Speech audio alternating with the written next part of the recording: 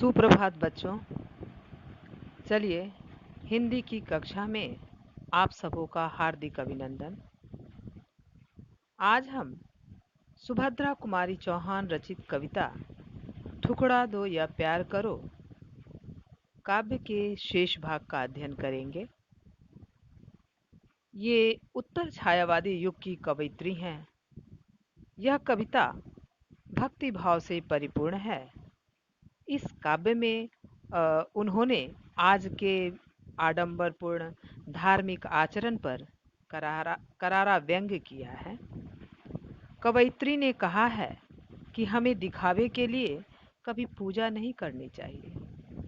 उन्होंने कहा है कि हमें सच्ची पूजा करके कर्म की ओर अग्रसर होना चाहिए, यानी हमें अपने कर्तव्य का पालन करना चाहिए।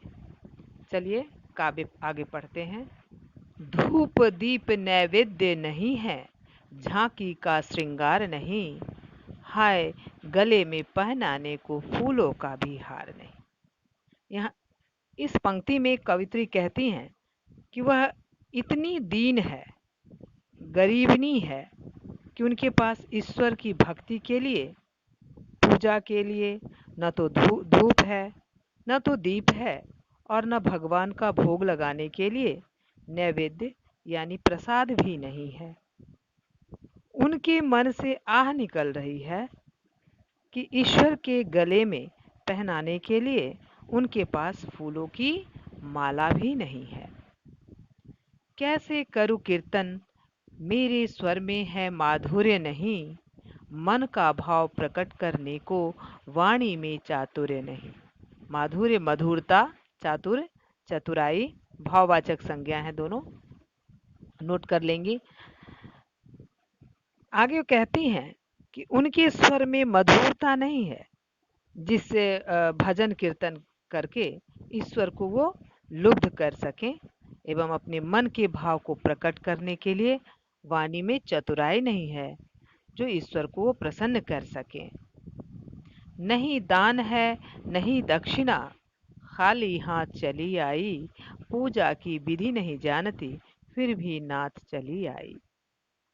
वो कह रही हैं इन पंक्तियों में कि मेरे पास ईश्वर को देने के लिए कुछ भी नहीं है।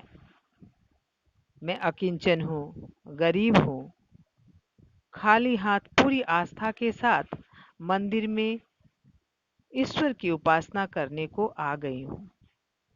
पूजा करने की विधि रीति भी कवित्री को मालूम नहीं है, लेकिन फिर भी भक्ति भाव से युक्त होकर वह मंदिर में पूजा करने आ गई हैं।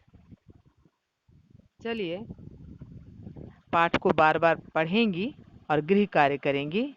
पहला प्रश्न, कवित्री अपने मन की बात प्रकट करने में असमर्थ क्यों है? दूसरा प्रश्न, उपासक कौन कौन सी बहुमूल्य वस्तुएं लाकर देव को चढ़ाते हैं? चलिए आज के लिए इतना ही। धन्यवाद।